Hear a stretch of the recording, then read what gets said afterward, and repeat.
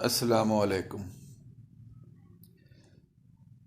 چلو یار، آج ایک اور چیز آپ کو بتاتے ہیں۔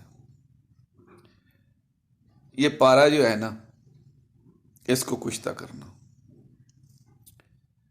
بعض لوگ کہتے ہیں کہ جو پارا کشتہ کرنا ہے نا، یہ پارا قوت با اور شوگر کے لیے بہت اکثیر ہے، اعلیٰ اکثیر ہے۔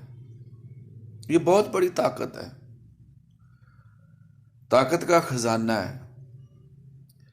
تھوڑی سی محنت ہے، آپ کر لیں۔ سب سے پہلے آپ نے پارا لینا ہے 1 تولہ، 1 تولہ پارا۔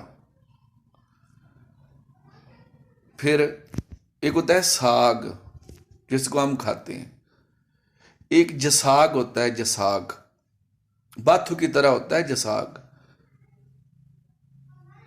اس جساگ کا پانی لینا ہے 3 پاؤ، یعنی 1 تولہ پارا، 3 پاؤ جساگ کا پانی نکال لینا ہے۔ پھر اس کو نتھارنا ہے، نتھرا ہوا پانی 3 پاؤ، اس میں رگڑائی کرنی ہے۔ پارے کی رگڑائی کرتے جائیں، تھوڑا تھوڑا ڈالنا ہے۔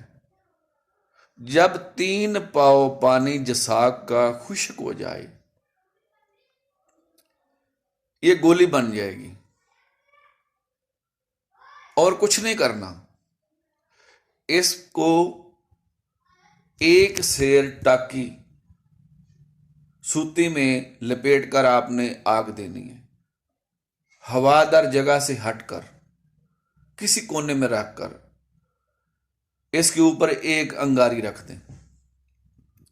جب یہ سارا کپڑا جل جائے گا تو جو آپ کا پارا ہے نا، وہ کشتہ ہو جائے گا۔ کتنے منٹ لگیں گے، کتنا ٹائم لگے گا، کچھ زیادہ تفصیلیں نہیں ہیں، لیکن محنت کرنی پڑتی ہے۔ میرے استاد تھے، وہ کہتے تھے کہ بیٹا جو کام بھی کرنا ہے نا، پھر ستھرا کر کے کرنا ہے، چگل نہیں کرنی۔ سمجھتے ہیں نا؟ صفائی ہو، رگڑائی میں، صفائی میں، کسی بھی کام میں محنت کرنی ہے، محنت کے بغیر نہیں ہے۔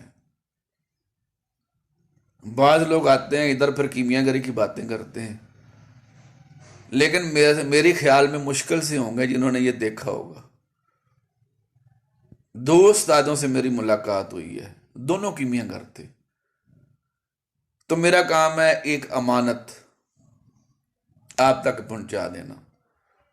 آگے کسی کا مقدر ہے کہ وہ کس حد تک محنت کرتا ہے اور کامیاب ہوتا ہے۔ ٹھیک ہے، چلو یہ جو کشتہ ہے نا پارے کا، یہ بھی کر لیں، یہ خوراک کی ہے۔ ہاں، اس سے ہٹ کر اگر کوئی بندہ ایسے کام لے سکتا ہے تو وہ لے لے۔ شکریہ۔